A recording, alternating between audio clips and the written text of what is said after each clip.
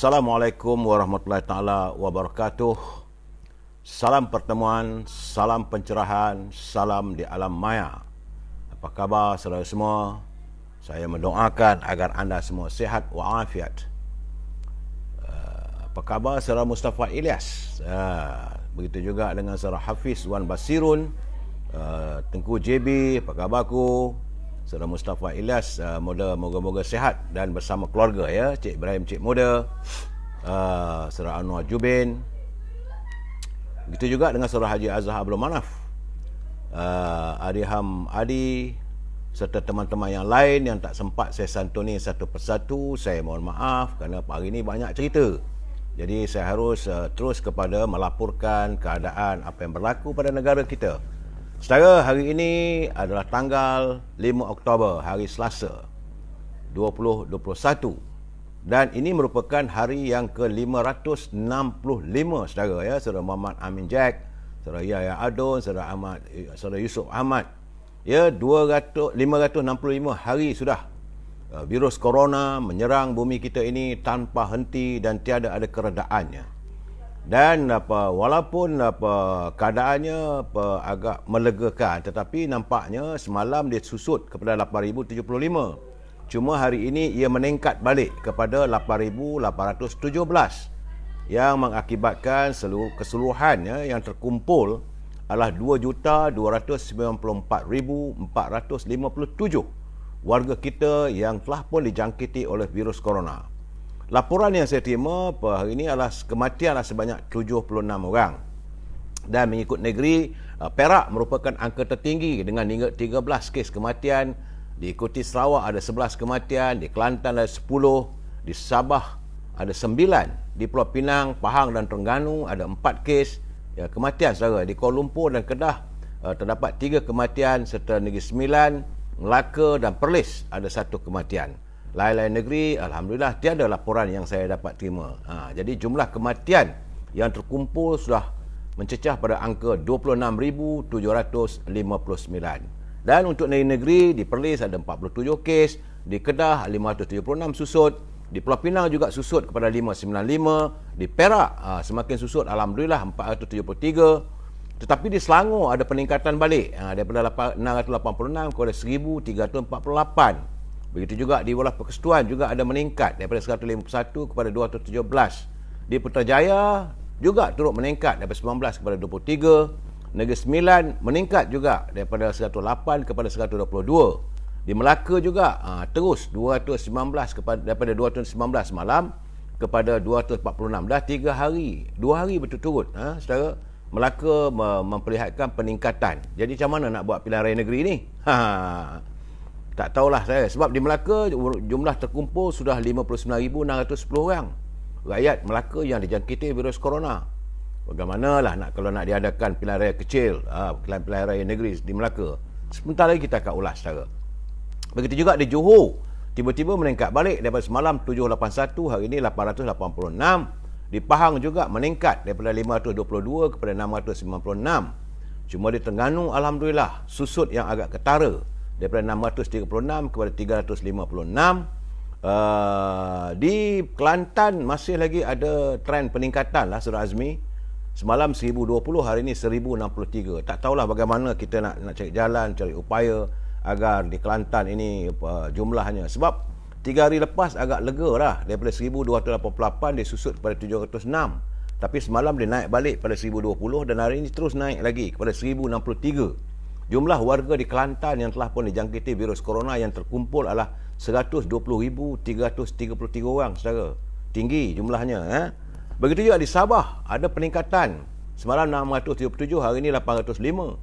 Jumlah warga di Sabah yang dijangkiti keseluruhannya adalah 201,878 orang. Di Labuan naik 1 balik, daripada 2 kepada 3. Dan di Sarawak juga ada peningkatan daripada 1,189 kepada 1,361. Jumlah keseluruhan di Sarawak juga adalah 218,126. Itu laporan yang dapat saya berikan. Dan kalau nak ikutkan hari ini, tanggal 5 Oktober, jumlah keseluruhan warga kita yang dijangkiti oleh virus corona adalah 48,762. Itu gambarannya. Dan saya juga mendapat laporan bahawa sebuah hotel di Langkawi terpaksa ditutup kerana lebih daripada 50 orang kaki tangan hotel tersebut dijangkiti oleh virus corona. Sebab itu menurut pengarah kesihatan negeri Dr. Osman Warijo, katanya jangkitan itu sebenarnya berjumlah 59 kaki tangan yang telah dikategorikan dalam kelompok tempat kerja yang dikenali sebagai kelompok dah Teluk Nibung. Jadi mungkinlah tempat kawasan dia hotel itu di Teluk Nibung lah gamaknya saudara ya. Dan kabarnya sejumlah 249 individu telah pun diperiksa dan saringan dilakukan. Dan menurut Dr. Osman juga, kontak rapat telah ditempatkan di bawah kuarantin di rumah mereka yang dijangkiti wabak virus corona ini.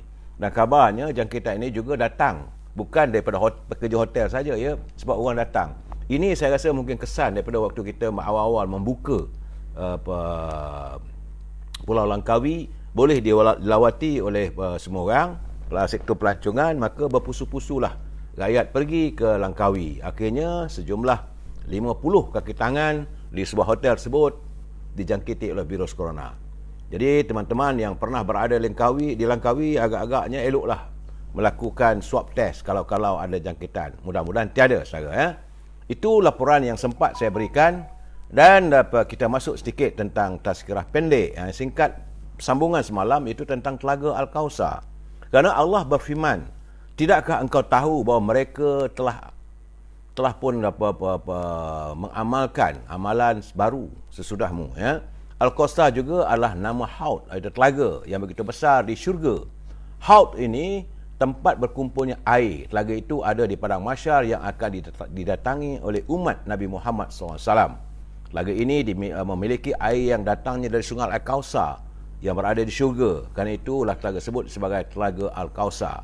Dalam sebuah hadis Abu Zar disebutkan bahawa baginda Rasulullah SAW ditanya oleh para sahabat, wahai Rasulullah, bagaimana dengan bejana itu gelas atau cawan yang ada di Al-Haud, itu di Telaga Al-Kausar? Maka baginda Rasulullah SAW menjawab, demi jiwa Muhammad yang berada di tangannya, wadah untuk minum yang ada di Telaga Al-Kausar banyaknya seperti jumlah bintang dan benda yang ada di langit pada malam yang gelap gelita. Itulah gelas-gelas di syurga nanti ya. Jadi barang siapa yang meminum air telaga tersebut, maka dia tidak akan merasa haus untuk selama-lamanya. Dan di telaga tersebut ada 2 saluran air yang bersambung ke syurga. Jadi katanya hadis riwayat Muslim menyatakan bahawa lebarnya sama dengan panjangnya, iaitu seukuran antara aman dan airlah. Airnya lebih putih daripada susu dan rasanya lebih manis daripada manisan madu. Ya, jadi saudara, kita mengharapkan agar kita semua berkesempatan nantilah untuk meneguk air Kausar di syurga nanti saudara. Okey. Saudara, kita sambung pada mutiara kata. Saudara Hibil Hasan, terima kasih Cikgu Hibil. Apa khabar orang Manjung? Menurut saudara Hibil, catatannya, lupakan mereka yang menyakitimu kemarin, tapi jangan lupakan mereka yang menyayangimu hari ini. Jadi semoga kita berada di bawah limpahan nikmat dan rahmat daripada Allah SWT. Jadi saudara, kalau mereka pernah menyakiti kita kemarin, semalam, waktu setahun yang lalu pun, kita lupakan. Tetapi jangan kita lupakan mereka yang menyayangi kita. Itu adalah satu kata-kata mutiara yang dilontarkan oleh Saudara Hibil. Kerana menurut pepatah Cina, bagi orang yang bahagia, meskipun berada dalam kemiskinan dan kegelapan, mereka tetap merasa bahagia. Sedangkan bagi orang yang tidak puas hati, yang tidak bahagia, kekayaan dan kehormatan yang mereka miliki seringkali menimbulkan kesedihan. Itu kata Saudara Hibil adalah pepatah daripada Cina. Itulah tadi saudara sebentar sedikit tentang mutiara kata. Saudara, kita masuk sekejap untuk e-commerce. Jadi saudara boleh berhubung dengan anak anda saya Al-Azhar di talian 011-330-41241. 011-330-41241 ya saudara. Jadi saudara boleh berhubung dengan Azhar untuk mengiklankan atau mewal-walkan produk saudara. Jadi hari ini saya memberi pencerahan tentang, tentulah, iaitu daripada tokoh jamu kemaman Saudara Zul di 917049 iaitu Nivera, minyak kelapa dara ataupun virgin coconut oil yang akan membantu merawat kulit. Ya saudara, begitu juga membantu menguatkan gusi kalau kita berkumur. Ia turut membantu rawatan strok, angin akma, menguatkan tulang dan osteoporosis. Minyak juga, ia juga boleh jadikan sebagai minyak selusuh untuk ibu yang mengandung dan mengurangkan stretch mark itu pada perut, kesan daripada mengandung. Dan boleh diminum, disapu pada kulit dan juga rambut. Juga daripada saudara produk daripada saudara Zul, tokoh jamu kemaman adalah madu Arab original. Saudara, madu Arab original ini tentulah untuk menambah tenaga sebagai sumber nutrisi, multivitamin dan juga meningkatkan perkembangan otak dan minda. Ia juga melancarkan pencernaan dan penghadaman. Saya juga hari ini baru dapat satu produk yang dikirimkan oleh saudara Muhammad Niza. Saudara boleh hubungi saudara Muhammad Niza 019 482 4504. 019 482 4504. Saya suka tengok produk ini, iaitu sambal kering dari Dapur Siti. Sedap. Saudara, sambal kering dari Dapur Siti. Ia boleh dinikmati makan bersama nasi dengan telur ataupun ikan, nak makan dengan kari kepala ikan pun boleh.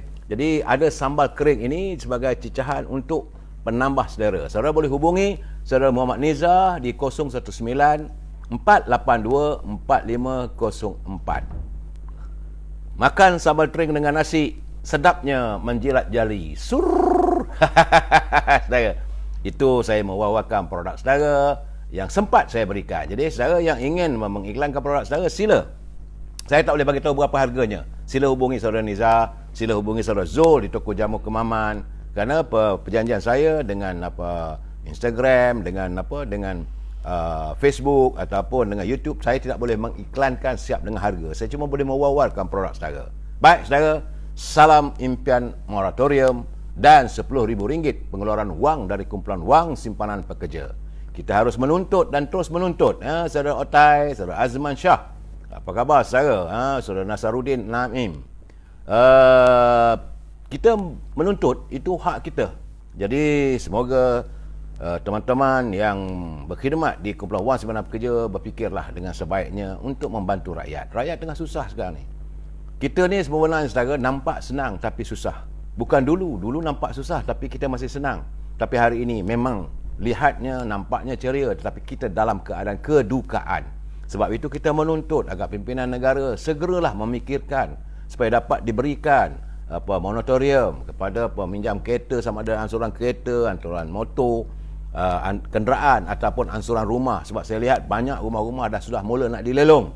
Saudara, hartanah sekarang ni susut jatuh begitu teruk dan bank-bank sudah mula mau memfuliskan pemilik-pemilik hartanah ini. Jadi sebab itu kita perlu mengeluarkan wang simpanan pekerja. Jadi kalau mereka ada simpanan lebih daripada RM500,000, bagilah dia keluar RM50,000 supaya mereka dapat menyusun ekonomi mereka. Ya, saya akan terus bersuara demi untuk teman-teman, demi untuk rakyat, agar pimpinan negara dapat mendengar. Inilah keluhan rakyat. Baik saudara, tajuk perbincangan kita malam ini adalah segalanya telah berakhir. Segalanya telah berakhir.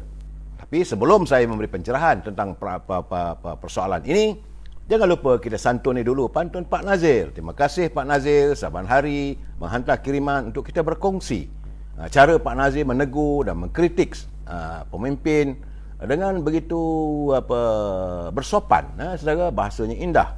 Kata Pak Nazir, pergi tampin rumah Kak Yang. Kata Bang Hasan, tertinggal kunci. Cukuplah pemimpin bermain wayang. Rakyat dah bosan, meluat benci. Itu Pak Nazir pun dia sendiri menzahirkan rasa hati rakyat. Cukup-cukuplah. Saudara Fazlak Abdul, Singapura tengah pandemik, okey je. Elok pengajaran bagi Bunga and saudara Fazilah, ya saudara. Saudara Malik Haji Ahmad and Iwar Hashiriza. Terima kasih saudara dalam Instagram. Aizah Saleh, Yunus Muhammad, pengundi Melaka harus ingat, jangan bagi satu undi pun pada 4 orang mungkin. Itu terpulang pada saudara. Ini negara bebas, ya saudara, negara demokrasi. Kemudian kata Pak Nazir lagi, murid bertanya, soalan bernas. Dijawab gurunya, penuh bermakna. Kalau pucuknya sentiasa bertunas, tanda akarnya sihat sempurna. Jadi kalaulah di atas tu okey apa semua, retinya di bawahnya sihat sempurna. Tapi kalau dah akar umbi dah bosan, maka tunggulah masa pucuk itu akan dicantas. Itu gambarannya. Saya juga harus menyambung pada saat pantun pada Pok Su Jit daripada Kelantan semalam. Dia kira 4, jadi saya baca 2. Kata Pok Su Jit, kuntum bunga luruh berputik di alur sungai tengah dan tepi. Untung orang politik tidur di parlimen dapat gaji. Itu beliau menyindir ahli parlimen yang tidur di parlimen. Kemudian kata Pok Sujit lagi, buah kurma atas batu, dalam cawan letak sebiji. Lupa semua termasuk bersatu, buatlah acuan cara sendiri. Tu beliau merasakan kalau kita pilihan raya nanti, fikirlah sendiri saudara. Saya juga hari ini ramai kawan-kawan banyak suka hantar pantun. Jadi saya perlu menyantuni. Begitu juga Saudara Azmi Omar, dia kata hujung minggu ke Tanjung Harapan, berkelah bersama rakan seperjuangan. Rakyat bersungguh hati membina kehidupan. Adun sibuk menarik sokongan. Mana dia tuju kepada adun di Melaka lah tu. Rakyat sungguh-sungguh membina untuk kehidupan. Tapi ahli Dewan Negeri, adun-adun ni sibuk menarik sokongan. Terima kasih saudara Azmi Omar, saudara Pok Sujit di Kelantan. Tentulah Pak Nazil atas kiriman pantun yang cukup bernilai pada kita. Sebagaimana yang saya janjikan, lepas pantun kita masuk sekejap Gedung Ilmu. Ini yang saya culip daripada buku berjudul Pemimpin dalam Ungkapan Melayu. Ini buku ini susunan daripada Tenas Effendi. Sebab mulai malam ini dan seterusnya kita akan membicarakan tentang pemimpin mengikut bidalan bahasa Melayu. Bagaimana orang Melayu melihat pemimpin itu. Dan buku ini adalah terbitan Dewan Bahasa dan Pustaka pada tahun 2000. Jadi eloklah dijadikan bahan dalam segmen gedung sebagai panduan kepada para pemimpin bangsa kita. Sebab dalam antara ungkapan dalam buku ini dicatatkan oleh Tenas, beliau berasal daripada Riau, saudara di Kepulauan Melayu di Indonesia. Dia menyatakan pemimpin ini tak tahu diri. Jadi umatlah akan binasa, rosaklah negeri. Dan sesuatu ini menurut penulis jadi cacar merbak apabila pemimpin tidak tahu tanggungjawab yang harus dilakukan. Malahan dia tidak tahu beban yang dipikul olehnya serta tidak berkemampuan untuk memimpin. Jadi katanya lagi, pemimpin itu lazimnya dalam masyarakat Melayu adalah orang yang dituakan, yang diutamakan oleh bangsa dan kaumnya. Pemimpin hendaklah dekat dengan umat yang dipimpin olehnya. Yang didahulukan selangkah, yang ditinggikan seranting, yang dilebihkan serambut, yang dimuliakan sesuku.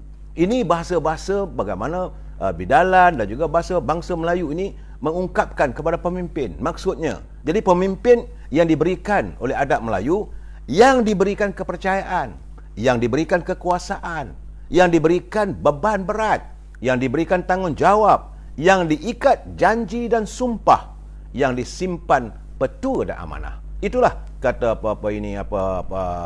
catatan Tenas dalam buku tentang pemimpin terbitan Dewan Bahasa. Cuma kita kena ingat je saudara bahawa undang-undang itu diadakan untuk apa? Ia bukankah undang itu adalah sebagai pengawas tingkah laku kemanusiaan. Ia juga diwujudkan demi keadilan. Sementara fungsi keadilan sepatutnya adalah supaya semua orang terpelihara daripada sebarang tindakan kezaliman. Kerana itu, kita saudara tidak perlu merasa takut demi membela keadilan. Apalah artinya wujud undang-undang itu saudara, kalau ianya kita tidak berani untuk menerapkannya dalam kehidupan harian kita. Jika kita sekadar berdiam diri tanpa berusaha menegakkan keadilan, itu berarti kita sudah menzalimi seluruh kehidupan kita dan warga. Kita akan kehilangan kemanusiaan andai takut membela kebenaran. Kemanusiaan itu bukan boleh dijual beli atau ditukar ganti dengan sesuatu yang membawa keberuntungan pada mana-mana pihak. Jadi saudara, kita mesti berusaha memelihara keadilan dalam hidup. Kita tidak boleh berdiam diri jika melihat sesuatu kezaliman itu terjadi, sama ada oleh teman, oleh pemimpin. Jadi kita fikirkanlah saudara tentang bagaimana pemimpin dan budaya bangsa Melayu. Kita sambung persoalan ini malam esok saudara. Jadi, sebelum saya memberi pencerahan lagi, seperti biasa, saya memberi peringatan kepada mereka yang menyunting semula live saya ini dan dimasukkan dalam channel YouTube maka itu semua adalah tanggungjawab anda. Saya tidak bertanggungjawab atas sebarang suntingan ataupun atas sebarang komen yang diberikan kesan daripada suntingan tersebut. Ingat saudara ya, bahawa ini adalah pencerahan politik yang merupakan pandangan peribadi saya dan juga merupakan menurut pengalaman dan serta pembacaan saya dalam media sosial, media arus perdana serta bualan saya dengan teman-teman. Sebentar tadi saya ada berbual dengan seorang pemimpin daripada Negeri Sembilan. Dia kata dari Jelebu. Dia kata bahawa sekarang ini keadaan di Jelebu amat tenat. Bagaimana suasana politik di sana juga, rakyat kadang-kadang terbiar, tiada mendapat pembelaan. Ada pemimpin dilihat seolah tiada. Itulah keadaannya ya saudara. Bagaimanapun kita berdoalah agar apa yang berlaku sama ada di Jelebu ke di mana-mana pun tidak berterusan berlarutan saudara. Dan ini kerana saya sebut Jelebu kerana Negeri Sembilan tu hampir-hampir tumbang kerajaannya saudara. Dan juga saya harus menyatakan bahawa dalam waktu saya memberi pencerahan ini, paksinya, prinsipnya kita mesti bersetuju untuk tidak bersetuju. We must agree to disagree supaya apa yang saya lontarkan anda bersetuju ataupun tidak terpulang masing-masing. Kalau ada rasa sudah nak berhujah, sila kemukakan hujah saudara. Kalau perlu saya santuni. Mungkin kita boleh bicarakan malam besok dan seterusnya saudara ya. Sebenarnya saudara, sebelum saya santun ada lagi berita politik lagi, saya perlu memberi tentang berita-berita semasa ya saudara, tentang sesuatu yang amat memeranjatkan. Kerana seorang pemaju harta tanah yang ternama Wee Swee King yang juga merupakan saksi utama dalam kes pendakwaan projek terowong bawah tanah yang melibatkan bekas Ketua Menteri Lim Guan Eng. Tiba-tiba pagi tadi ditemui mati kerana katanya terjatuh daripada tingkat 17 di Pangsapuri Plaza di Pulau Tikus, Pulau Pinang. Pihak polis menurut Sofian Santong, pihak polis daerah Timur Laut, Ketua Polis daerah Timur Laut mengesahkan insiden tersebut. Sebab itu saya boleh mewar-warkan saudara. Namun beliau tidak mendedahkan sebarang butiran berhubung kejadian tersebut. Kerana jangan lupa saudara, Wee adalah merupakan pengarah urusan syarikat pemaju hartanah yang berpangkalan di Pulau Pinang, dan mendiang pernah ditahan oleh Suruhanjaya Pencegahan Rasuah pada 2018 sebagai sebahagian daripada siasatan projek terowong bawah tanah di Pulau Pinang. Apa berlaku selepas itu, wallahu a'lam bisawab, kita serahkan pada polis. Cuma saya katakan kalau saksi penting itu sudah meninggal dunia, ini juga menimbulkan sedikit pemikiran tanda tanya pada kita. Kemudian saya juga agak gusar kerana memikirkan kita sudah menghampiri pilihan raya umum yang ke-15 dan nampak gayanya kita masih lagi belum selesai masalah ini kes MyKad palsu, kerana lambakan pelancong-pelancong dari luar yang tidak pulang ke negeri masing-masing, dan kabarnya ada juga orang kita yang terlibat dalam memberikan kad pengenalan. Apakah mereka ini akan jadi pengundi dan sebagainya. Ini juga harus dilihat secara, kerana kabarnya kebanyakan mereka ini berada di sekitar Pulau Pinang dan sukar untuk ditrace ataupun dikesan.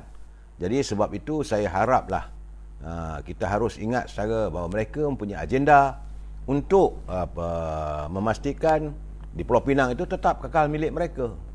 Begitu juga dengan pekan-pekan besar yang lain. Mereka mahu menjadi sebagai the kingmaker untuk politik kita. Jadi saya harap agar mereka yang berkhidmat di Jabatan Pendaftaran Negara supaya insaflah saudara bahawa anda memikul tanggungjawab yang begitu besar demi perjuangan agama, bangsa dan tanah air kita. Saudara, baik saudara, akhirnya Dewan Undangan Negeri Melaka telah pun dibubarkan dan pilihan negeri akan diadakan selepas Menteri Besar Datuk Sulaiman Muhammad Ali dikatakan hilang sokongan majoriti daripada ahli Dewan Undangan Negeri Melaka.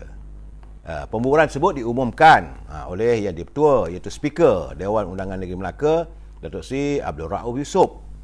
Jadi dalam keadaan ini kerana selepas 4 orang adun Melaka, bukan hanya adun, mereka adalah juga exco, ada kerajaan jemaah kerajaan negeri Melaka yang menarik sokongan terhadap Datuk Seri Sulaiman.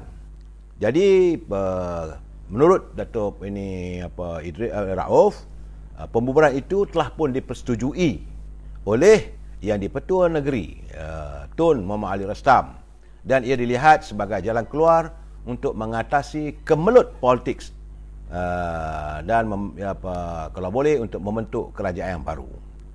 Jadi untuk itu pilihan raya negeri Melaka bakal diadakan dalam tempoh 60 hari daripada hari ini.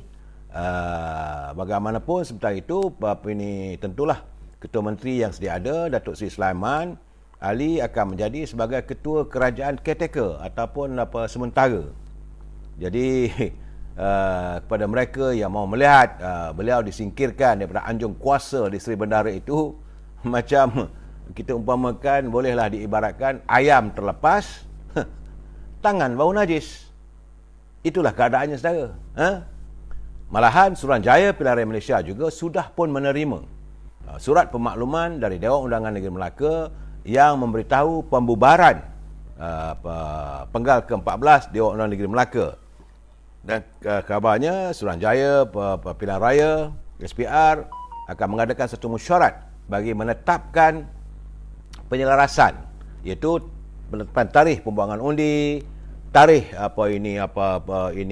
penamaan calon, serta mengemaskinikan daftar pengundi bagi seluruh negeri Melaka.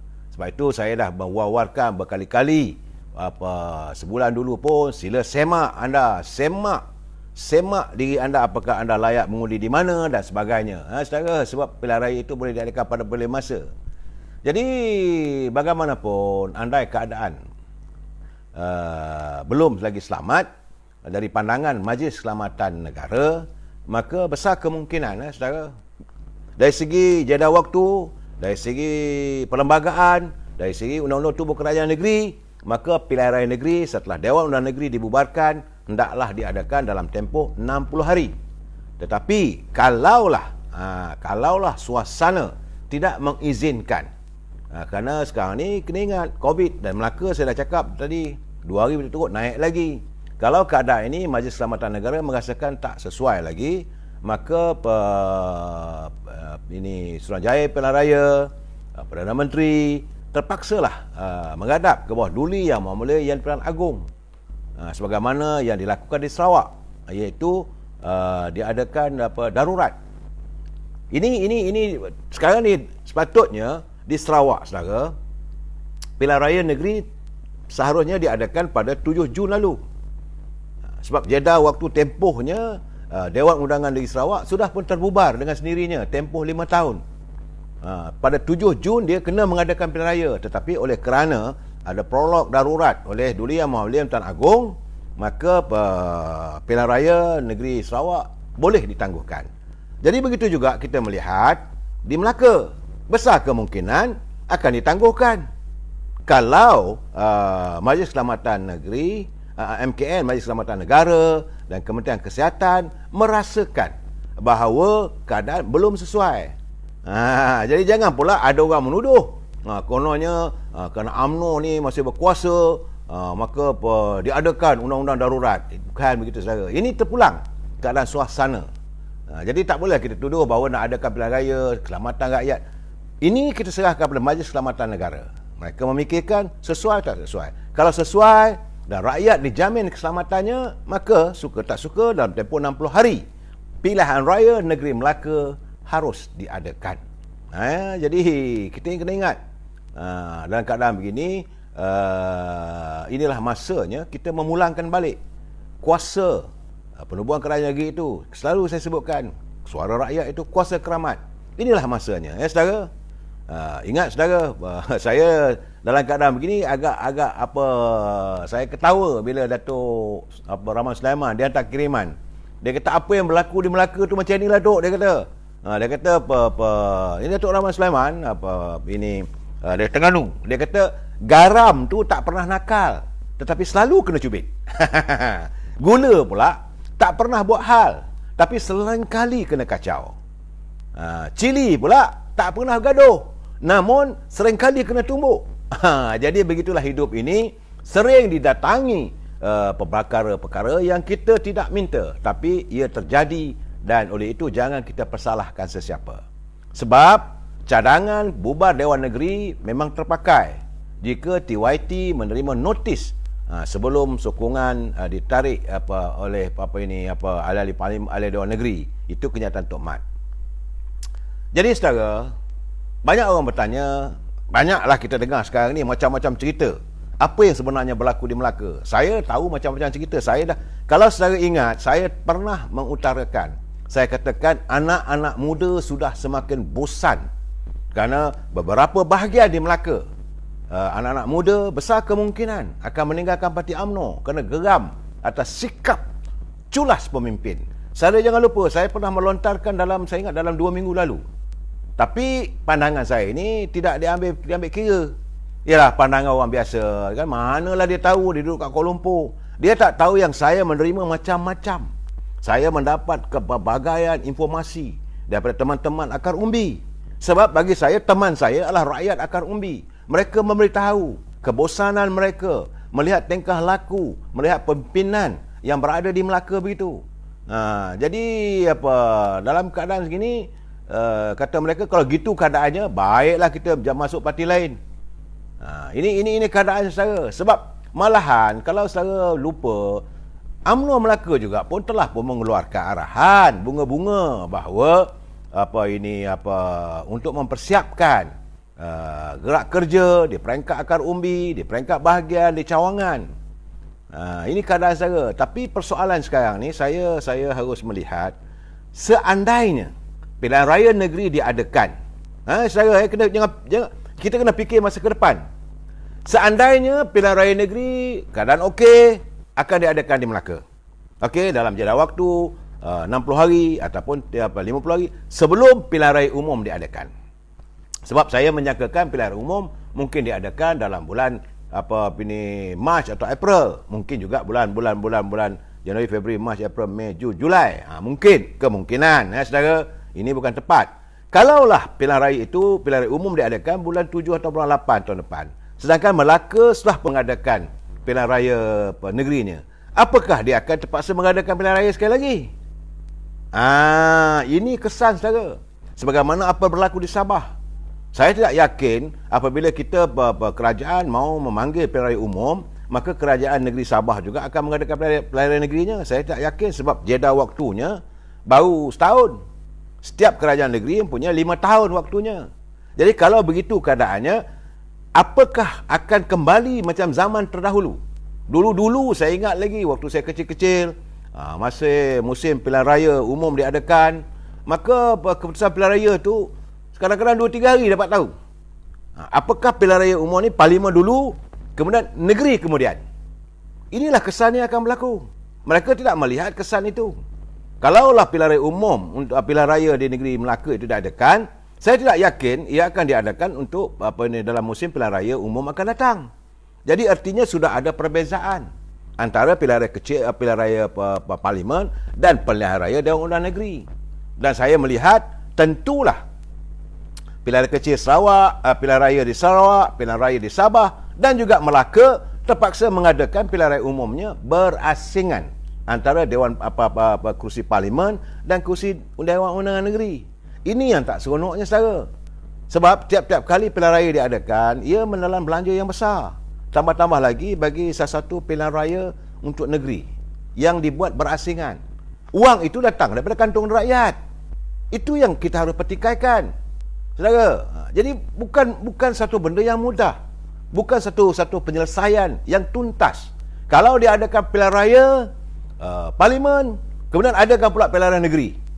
Katalah misalnya, mungkin contohnya bulan tahun depan kita mengadakan pilihan raya untuk parlimen. Bulan 7 ke atau bulan 12 ke, bulan Disember ke. Okey, tetapi jeda waktu untuk pilihan raya negeri Melaka tidak boleh disatukan. Jadi artinya 4 atau 5 tahun akan datang sebelum parlimen dibubarkan, Melaka akan adakan pilihan raya negerinya. Sabah juga akan mengadakan pilihan raya negerinya. Begitu juga dengan Sarawak. Bagaimana dengan negeri-negeri lain? Jadi sebab itu saya melihat jeda waktu 5 tahun ini banyak benda yang akan menimbulkan kepelbagaian. Sebab tu apakah mereka tidak melihat masa depan? Kita sebagai pemimpin, kita mesti melihat yang ke hadapan. Dan bagaimana pula jika berlaku adanya perpindahan kawasan-kawasan pilihan raya, ini sempadan, pindahan sempadan dan sebagainya. Kalau ini berlaku kan menyusahkan. Saya untuk panduan, mungkin mereka yang ada kawan-kawan, ada saudara mara, ingin saya jelaskan. Untuk parlimen yang mereka negeri, Dewan Undangan Negeri yang berada dalam kawasan parlimen di Masjid Tanah, dia terdapat 5 Dewan Undangan Negeri, iaitu kawasan Kuala Linggi. Linggi ini bersebelahan dengan Negeri Sembilan, Tanjung Bidara, tepi pantai, Air Limau, Lendu dan juga Tabuh Naning. Ini 5 Dewan Undangan Negeri di Melaka itu duduk di bawah Parlimen P134, iaitu Parlimen Masjid Tanah. Okey. Kemudian bagi Parlimen Alor Gajah P135, dia ada 5 juga Dewan Undangan Negeri, iaitu Rembia, Gadik, Macap Jaya, Durian Tunggal dan Asahan. Itu di bawah Parlimen Alor Gajah P135. Bagi Parlimen Tangga Batu pula, dia cuma ada 4 Dewan Undangan Negeri saja, iaitu Sungai Udang, Pantai Kundo, Paya Rumput dan Kelebang. Begitu juga bagi Parlimen di bawah Parlimen Hang Tuah Jaya P137, dia juga ada 4 Dewan Undangan Negeri, iaitu Pengkalan Batu, Air Keruh, Bukit Katil dan Air Molek. Sementara untuk Parlimen Kota Melaka P138, dia ada 5 Dewan Negeri, iaitu Kesidang, Kota Laksmana, Duyung, Bandar Hilir dan Teluk Mas. Sementara itu Parlimen Jasin pula, ini nak menghala ke negeri Johor, dah hampir bersempadan negeri Johor dengan Muar apa semua tu sahaja, ya. Jadi P139 Parlimen Jasin, ia ada Bemban, Rim, Serkam, Melimau dan Sungai Rambai. Jadi kalau kita mengadakan pilihan raya itu, inilah negerinya. Jadi kalau saudara nak buat persiapan, nak pergi mana-mana, itulah antara don yang akan mengadakan pilihan rayanya. Tetapi sebagaimana yang saya katakan, kalau diadakan pilihan raya, apakah ini pilihan raya umum nanti? Tentulah tidak akan ada untuk pilihan raya Dewan Negeri. Maka akan cuma aja pilihan raya untuk 5 kawasan saja. Negeri bukan besar mana pun saudara, 5 kawasan parlimen saja. Tapi bagai nak rak punya bergaduhnya. Sebab saudara, suka tak suka, hari ini Dewan Undangan Negeri sudah pun dibubarkan. Dan sepatutnya, sebab itu sekarang ni kita masuk. Okey, kita ambil lah bahawa Dewan Undangan Negeri Melaka ini yang setelah dibubarkan dan akan memanggil pilihan rayanya. Inilah masanya kita menuntut agar pimpinan ini UMNO, sebab saya orang UMNO, pimpinan Majlis Tinggi UMNO, Presiden Parti UMNO mengemukakan calon-calon baru dari pelbagai usia. Dia bukanlah hanya pada kalangan pemuda saja, tidak, saudara. Sebab dalam UMNO kita ada puteri UMNO, kita ada pemuda UMNO, kita ada wanita UMNO, kita ada timbalan dan naib ketua-ketua bahagian. Berilah mereka peluang. Ya, kalau ketua-ketua bahagian yang dah berserabut tu, tukarlah, tak payah dah. Inilah jadinya sekarang ni. Sebab mungkin dah berserabut tu, jadi akhirnya mereka meletakkan kepentingan diri mengatasi kepentingan parti. Dah elok-elok UMNO memerintah. Satu benda yang pelik, saudara. Melaka, sebab saya kata pelik, sebab UMNO jatuhkan UMNO. Dia bukan parti lain jatuhkan parti lain.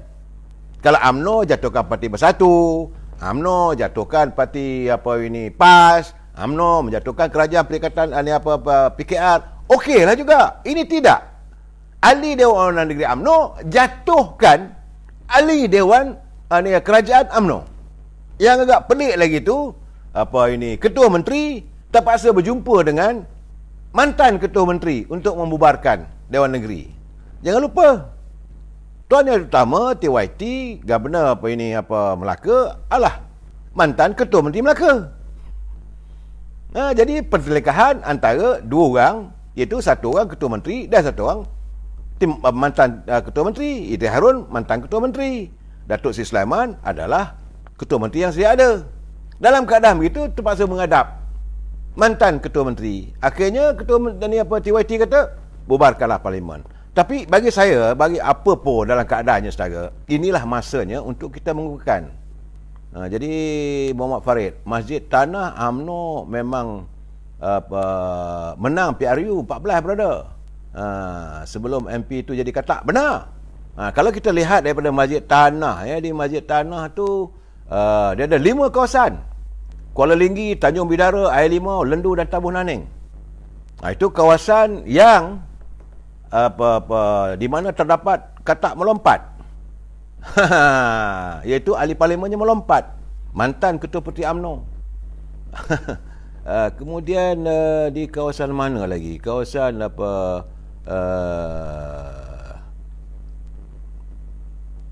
kedudukan kita sekarang ni itulah UMNO di Melaka. Jadi sebenarnya saya juga dapatan saya. Ini dapatan saya. Saudara jangan kecil hati.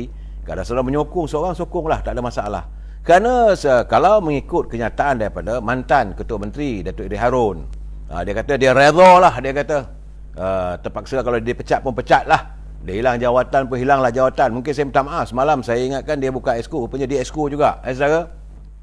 Jadi dia kata dia hilang segala-galanya, tak apalah. Akhirnya dia pun tahu kesannya dia akan dipecat daripada ahli UMNO semua. Kerana dia merasakan dia tidak mahu melihat di Melaka itu adanya 2 singa di atas satu bukit. Singa itu banyak orang membuat andaian, iaitu antara Ketua Menteri dan Ketua Perhubungan UMNO Negeri Melaka. Jadi Ketua Perhubungan UMNO Negeri Melaka, dia tidak ada jawatan. Dia bukan ahli Dewan Negeri pun. Dia cuma jadi Ketua Perhubungan dan dilantik sebagai Speaker Dewan Undangan Negeri Melaka. Itu Datuk Rauf. Sementara, ini pelik sikit sementara Datuk Sulaiman Ali ni pula adalah Ketua Menteri, tetapi beliau sebenarnya adalah setiausaha bahagian, di mana ketua bahagiannya Ketua Perhubungan. Ini yang membuatkan keadaannya sangka sedikit bila dia nak. Jadi sebab itu orang akan menuduh bahawa Ketua Menteri ngikut kehendak Datuk Rauf. Dan ini bagi orang, tapi bagaimanapun saya mendengar bahawa banyak juga laporan saya dapat bahawa mereka merasakan ini kena ada king. Datuk Rauf ni digelar sebagai king ini Melaka. Kerana banyak keputusan-keputusan yang dibuat adalah mengikut kehendak. Katanya lah, bukan saya tuduh, laporan saya dapat mengatakan bahawa Datuk Ketua Menteri akur pada kehendak king. Jadi itulah. Tapi sebenarnya mereka tak berani pun nak menentang. Tapi nak tentang macam mana pun, sebab Datuk Rauf dia bukan Ketua Menteri, dia juga bukannya ahli Dewan Negeri, dia bukan esko, dia cuma speaker saja. Jadi kalau mereka marah pada beliau, tapi melampiaskan amarah itu pada Ketua Menteri, kerana katanya Ketua Menteri itu akur pada kehendak Ketua Perhubungan. Ketua Perhubungan adalah ketua bahagian dia. Ketua Menteri adalah setiausaha kepada ketua bahagian. Itulah keadaan yang bagi saya tonggang langgang lah. Dia sepatutnya bila seorang Ketua Menteri itu, dia juga sepatutnya jadi ketua bahagian. Dalam waktu yang sama dia juga adalah Ketua Perhubungan. Baru mantap, baru dia boleh membuat keputusan. Tapi banyak keputusan-keputusan begitu akan dilihat. Akan dilihat bahawa campur tangan Ketua Perhubungan. Ini dapatan saya saudara, banyak saya terima. Kononnya ada surat sokongan daripada orang lain tidak dilayan, ada projek-projek yang diberikan untuk kroni dan sebagainya. Berbalik-balik kepada soal poket. This is what I hate to tell you. Ini yang buat kebencian saya. Pemimpin tidak menyantuni rakyat, tetapi menyantuni untuk poket. Akhirnya rakyat terbiar, akhirnya rakyat benci. Sebab itu rakyat sekarang ni, saya rasa apa yang berlaku Melaka ni akhirnya mengakibatkan rakyat semakin hilang kepercayaan kepada pimpinan politik. Ini keadaan saya. Sebab sebagai pemimpin mereka ni tak ubah perangai. Mereka tidak berubah perangai walaupun dah kalah. UMNO dah pernah kalah tewas, tak sedar diri. UMNO kalah di Melaka. Kena ingat pilihan raya umum yang lalu UMNO kalah. Pilihan raya umum parlimen kita kalah, kita cuma menang 54 kerusi saja. Dan hari ini pun Perdana Menteri hanya sekadar menumpang tui dengan sokongan daripada parti-parti yang lain yang tidak boleh membuat keputusan mengikut kehendak acuan UMNO. Jadi begitu juga di Melaka. Di Melaka ni pun menumpang tui. Apabila 4 orang aja tarik sokongan, maka ruyuplah kerajaan itu. Ini keadaannya. Jadi kalaulah pemimpin di peringkat bahagian di peringkat pimpinan negeri melupai realiti sebenarnya, rakyat memerhati. Kita ni yang dapat buat kuasa yang sementara, yang teramat sedikit, bukan banyak mana pun, menumpang sokongan daripada orang. Dan akhirnya apa jadi? Sebab itu saya kata, sebab lain tak ada bergaduh. Bergaduh pasal apa? Projek pasir lah, kontrak itulah. Sedangkan Melaka tu besar mana lah. Apa lagi yang ada? Sepatutnya pemimpin menyantuni rakyat. Kalau kamu kaya, kamu punya banyak uang, santuni rakyat. Ini masalah baku makanan tak kesampaian. Masalah duit yang sepatutnya disalurkan untuk bantuan prihatin dan sebagainya tak kesampaian sepenuhnya. Macam mana saya katakan, sepatutnya UMNO sepatutnya menjadi jentera, wujudkan jentera di tiap-tiap bahagian. Daripada pemudanya, ketua cawangannya, wanitanya, putrinya, ambil jumlah berapa ramai ahli-ahli UMNO dan juga rakyat. Bukan hanya terbatas pada ahli UMNO saja. Rakyat tanpa mengira kaum. Santuni mereka bahawa okey, orang ini dah dapat belum? Buat satu survey. Dan barulah Melaka ini dapat dilihat UMNO itu bergerak untuk menyantuni rakyat. Tapi tidak. Pimpinan bergaduh, bertelagah, lain tak ada kerana nak cari projek, kerana tak dapat projek. Malahan saya dengar pula kata ini seorang ahli Dewan Negeri tu, dia kata dia sebagai esko pertanian. Dia kata negeri Melaka tu dah kecil, mana ada kawasan pertanian. Dia katanya lebih kurang 76 ekar je lagi tinggal. 76 hektar saja kawasan pertanian, itu getah. Jadi bila berlaku pembinaan pelabuhan baru di melibatkan negeri Melaka, tentu melibatkan nelayan. Tapi suaranya tidak didengari. Itu rungutan rakyat. Kenapa tak disantuni? Kenapa tak turun bagi penerangan? Saya melihat apa yang berlaku di Melaka semata-mata kerana pemimpin tidak mahu menyantuni ahli akar umbi. I put the blame to all the leaders. Semua. Sama ada ketua menteri ke, ketua perhubungan ke, ahli Dewan Negeri ke, ahli parlimen di Melaka tu, di UMNO, semua itu lebih mementingkan diri sendiri. Tak disantuni rakyat. Akhirnya sekarang ni rakyat suka. Biarlah, inilah masanya rakyat akan menghukum. Kamu tunggulah. Anda akan tunggu, Anda akan lihat bagaimana hukuman yang akan dilakukan oleh rakyat.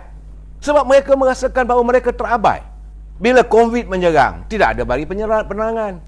Tidak ada siapa menyantuni. Tak turun ke rumah-rumah. Saya yakinlah. Malahan ahli Dewan Negeri bagi setiap-tiap kawasan itu, dia pun tak tahu berapa jumlah rumah yang dia wakili. Sepatutnya sebagai wakil rakyat, dia tahu. Saya tadi berbual dengan satu orang, saya tak mahu sebut nama lah. Saya kata, Yang Muhammad, berapakah ni ahli rumah-rumah di kawasan you? Saya main agak tak payah cakap lah, saya kata. Saya bila wakil rakyat saya tanya berapa rumah, dia tak boleh main agak. Saya kata tak payah. Don't tell me that you nak jadi wakil rakyat. Jangan bagi tahu pada saya you akan kekal sebagai wakil rakyat. You akan dipulaukan oleh rakyat. Tapi kalau benar-benar you menyantuni, you tahu berapa banyak rumah yang ada, berapa rakyat, berapa isi rumah, you ada leader, barulah anda dilihat sebagai pemimpin rakyat. Kalau anda pemimpin UMNO, kena ingat UMNO itu partinya dari rakyat untuk rakyat. Bukan nak mengisi tebuluk anda. Saya put the blame. Walaupun orang kata ini sekarang ni kalau tak jadi macam mana? Mula-mula Datuk si Presiden UMNO kata bubar parlimen, bubar Dewan Negeri. Kemudian sekarang ni berdarurat pula tak jadi. Itu jalan penyelesaian. Jangan put the blame. Jangan kita meletakkan kesalahan pada orang. Yang bagi saya letakkan sekarang ini adalah kepimpinan UMNO di negeri Melaka. Negeri yang penuh dengan sejarah. Saudara Zamri Serai cakap senanglah. Ini saya cakap memang benarlah, cakap senanglah, bukan ada masalah pun. Tetapi saya mengatakan bahawa pimpinan negeri, kalau mereka nak seribu daya, tak nak seribu dalih.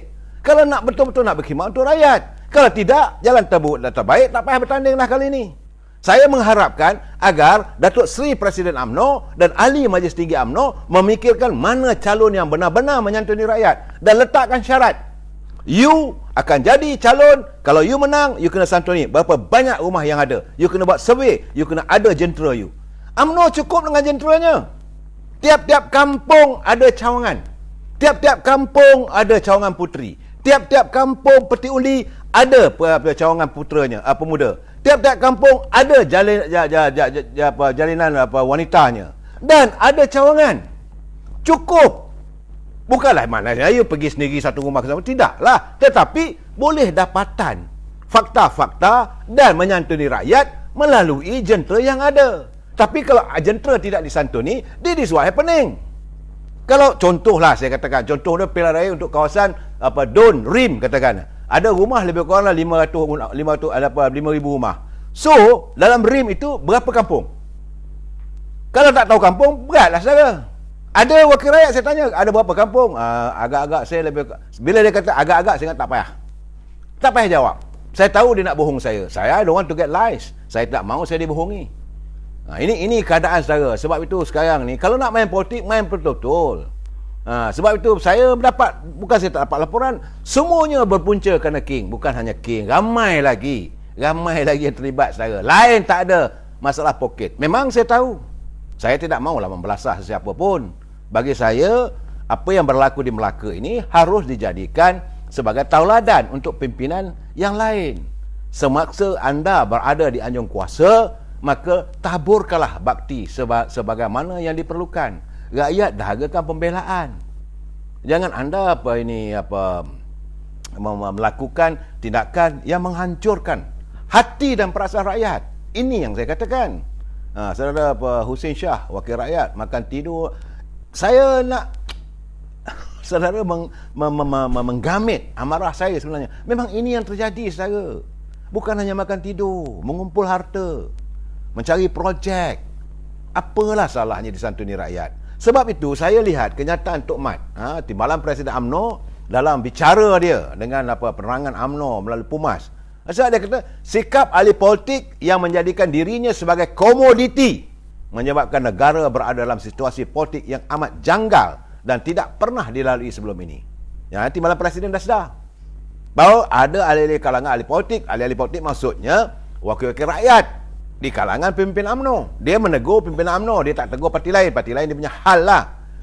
Jadi Timbalan Presiden UMNO Datuk Seri Mak Hassan, dia kata bahawa ahli politik ni sudah dilihat menjadikan dirinya sebagai bahan dagangan yang boleh dijual beli, yang adanya scheme of thing, yang boleh dengan itu boleh dapat jawatan, boleh dapat gaji puluhan ribu, boleh dapat puluhan juta. Itu keadaannya.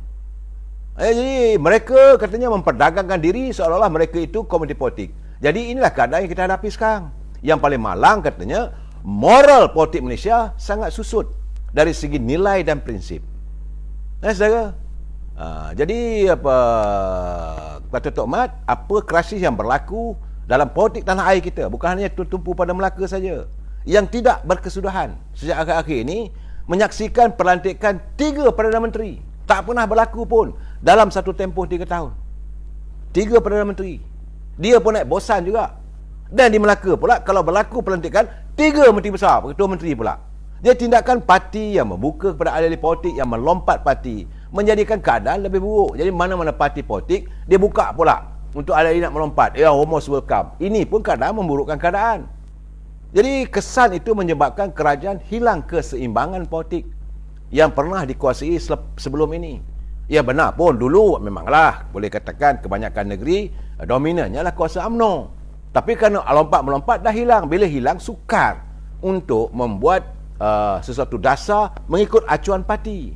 Itu keadaan saudara. Jadi saya bersetuju dengan pandangan Tok Mat yang merasakan bahawa pimpinan politik merasakan diri mereka adalah sebagai komoditi, bahan yang boleh didagang jual beli. Kalau orang yang boleh dijual beli itu, saya minta maaf saudara. Ayat pun nak guna pun saya tak mau gunakan lah saudara. Yang berada di lorong-lorong belakang lah. Orang-orang gini lah. Itulah nilainya. Kalau diri boleh dijual, sepatutnya kita mempunyai harga diri. You cannot buy me. Orang tak boleh melakukan apa-apa pada kita. Kita ada prinsip dan kehidupan. Itu keadaannya. Sebagaimana kata Tan Sri Syaril. Menurut Tan Sri Syaril, dia kata hanya nafsu lah yang melangkaui ideologi dan perjuangan politik. Ini adalah bahaya pada masa akan datang. Apabila nafsu melangkaui ideologi dan perjuangan politik, maka segala-galanya sudah tidak terurus. Ya, keadaan ini berlaku selepas kita mengalami pilihan raya yang ke-14. Dan ia tidak berlaku sebelum ini, saudara. Keadaan menjadi buruk.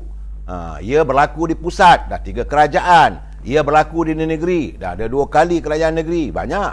Negeri Johor, negeri Melaka, negeri Perak, negeri Kedah. 2 kali. Negeri Sabah. Dan 5 negeri mengalami 2 kali kerajaan yang baru. Cuma Melaka saja yang akan masuk 3 kali. Jadi dalam keadaan begini mereka seronok berpolitik. Sebab itu saya agak seronok juga membaca curipan daripada Tan Sri Syarif Samad. Jadi dia kata, perlu apa kita takut pada bayi-bayi sendiri? Apa yang kita lakukan, laksanakanlah. Cumanya saudara, saya agak terkesan. Ini sebab bila saya nak tatap semalam kenyataan daripada timbalan Presiden PAS. Saya minta maaf, bukan saya nak serang, tidak. Saya ingin memberi penjelasan bahawa timbalan Presiden PAS Berhormat Tuan Haji Ibrahim, Tuan Man, dia kata bahawa ini memanglah dia masih berharap agar Muafakat Nasional dapat diwujudkan. Jadi dia memberi formula. Ini saya kata dalil apa lagi lah nak dibuat. Dia kata formulanya, mana kawasan yang UMNO menang, PAS kena sokong, beri kemenangan pada calon-calon UMNO. Mana kawasan yang PAS bertanding dulu menang, maka UMNO kena sokong. Walaupun tiadalah Muafakat Nasional dan sebagainya. Kita tak ada masalah. Sebab 18 kursi parlimen untuk PAS tu kita boleh sokong. Tetapi apakah PAS yang sekarang ni bersekongkol dengan seperti Hamzah Zainuddin? Boleh ke PAS membantu UMNO sebantu-bantunya untuk memastikan Hamzah Zainuddin kalah di Larut? Kerana mereka sekarang berada dalam satu buah kerajaan yang sama. Ini persoalannya. Boleh ke PAS membantu UMNO bertanding di Jeli, kawasan Mustafa Mohamad? Ini kawasan kerusi yang dimenangi oleh UMNO. Mampukah PAS benar-benar turun menyangsing lengan menumbangkan Ni'amah di kawasan Tanah Merah? Ini kawasan UMNO. Bolehkah PAS membantu UMNO all out untuk bertanding di kursi Mersing, Dr. Latif? Bagaimana dengan kawasan Mas MRT? Bagaimana kawasan di Bagan Serai? Saudara, ini keadaan mereka. Bagaimana juga kawasan di Sabak Bernam, di mana ahli parlimennya melompat. Fakiah, boleh ke? Jadi jangan sembang. Jadi sebab itu saya katakan, tak payahlah nak keluar dalil. Sebab itu saya katakan, kadang-kadang mereka mengeluarkan dalil yang membuatkan kita mikir mana ada logikanya. Sekarang ni kamu bersama dengan mereka. Dan waktu yang sama, bolehkah kamu kata PAS akan memastikan Larut tewas? Dan paling penting sekarang ni, jangan lupa kawasan di kawasan saya kalau ingat tu kawasan Tan Sri Mat Isa dulu, yang dimenangi oleh Syed Husin. Kawasan mana ya? Kawasan Bukit Gantang. Kawasan Bukit Gantang pernah diwakili oleh ahli PAS, iaitu sekarang ni menteri di Jabatan Menteri itu Menteri Agama, iaitu Ustaz Idris Ahmad. Tetapi jangan lupa, kursi itu adalah kursi UMNO. Sebab dalam pilihan raya lepas, UMNO yang menang. Kalaulah saudara Datuk Idris Ahmad nak bertanding di situ, boleh ke? Jadi apa dalil nak buat? Jadi sebab itu saya katakan, jangan kita main sembang. Jangan melontarkan dalil itu, dalil ini. Politik ini walaupun dinamikanya begitu, jadi tak payahlah. Sudahlah. Jadi nak buat formula atas kertas memang mudah, saudara. Oh, kita buat begini, kita buat begini. Tapi realitinya macam mana? Ini sebab kita bercakap soal politik. Sebab itu saya agak bersetuju dengan pandangan saudara Khalid Samad. Saya bersetuju, walaupun dia memang kita kena bersetuju, pandangan orang kena bersetuju. Dia kata apabila dia menyanggah kenyataan abang dia Tan Sri Syarif Samad, dia kata bahawa kestabilan politik ini hanya wujud bukan kerana wujudnya perjanjian bersama antara UMNO, antara Perdana Menteri dengan Pakatan Harapan. Tidak, dia kata. Ini katanya stabil kerana 144 ahli parlimen, termasuk yang amat berhormat Datuk Sri Ismail Sabri, 145 orang itu, kerana mereka kenyang. Kerana adanya perjanjian scheme of thing, kerana dapat jawatan, kerana dapat ghanimah. Ada kawan saya, saudara Nasar, dia tegur saya, dia kata bukan ghanimah, ghanimah. Ghanimah politik ini yang mengikat mereka, yang dilihat seolah stabil, tapi tunggu masanya bila dah tak cukup, bila tak dapat. Bila tak dapat, kenalah ni. Jadi Saudara Sheikh Saryani pas sembang untuk kenyang perut sendiri. Saya tak mau menyerang mereka, saudara. Tapi bagi saya, apa yang dilontarkan oleh Datuk Saudara Khalid Samad, dia kata apa yang berlaku hari ini kerana masing-masing dah ada ghanimah. Ada ghanimah politik, dapat jawatan, dapat gaji puluhan ribu, duduk dalam GSC, kalau bukan jadi menteri, kalau bukan jadi timbalan menteri. Ini yang buatkan mereka menyokong. Tapi apakah sokongan itu kekal? Apakah sokongan itu satu sokongan yang benar-benar ikhlas? Bagaimana sekarang ini apabila mereka merasakan bahawa kedudukan mereka sudah tergugat? Ini yang sudah ada tular dalam beberapa media sosial, bagaimana Azmin Ali yang sudah pun tidak senang hatinya dengan keadaan pimpinan Tan Sri Muhyiddin dalam PBM, dan besar kemungkinan akan menubuhkan parti. Kalau ini berlaku, apakah kerajaan pusat akan tumbang? Sebab itu, Yang Berhormat Datuk Hasni Johor, beliau juga menzahirkan kenyataan bahawa kalaulah benda berlaku di Melaka, tidak mustahil benda ini akan menjangkit di Johor, kerana Johor mempunyai cuma 2 saja majoriti dalam Dewan Negeri. Jadi untuk itu, insya-Allah malam besok kita ulas apa pula berlaku di Johor. Kita jumpa lagi malam besok. Wabillahi taufiq wal hidayah. Assalamualaikum warahmatullahi taala wabarakatuh. Selamat malam.